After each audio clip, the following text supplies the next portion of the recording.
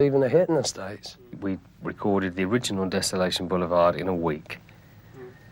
And it was a bit of our material, quite a bit of our material. And Mike came in and he listened to the songs, and as we were recording, he came in the middle of the week and he said, come up with the song, Turn It Down.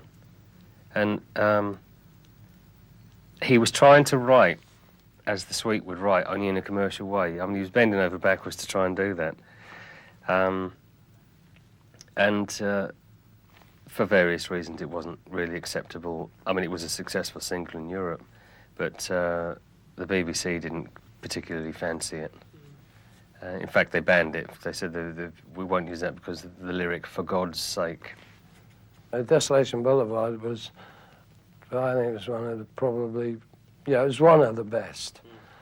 But the final album we did, like before I left, Level-Headed, to me, I think was more of an experiment into albums for the band. And had it progressed from there, it would have gone a long way, I think, in album material and album releases. There's an amazing little story. The first album was started with all three people involved, being Phil Wainman, Chin and Chapman. We'd written songs, they'd written songs.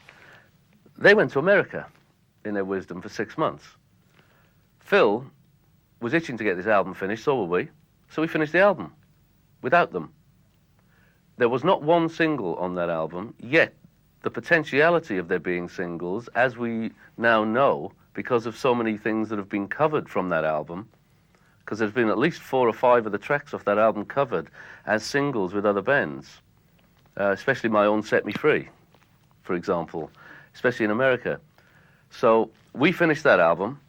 Chin and Chapman came back from America, not amused, wanted to do another album with us, talked us into the idea of it. This was the album that Fox on the Run came from.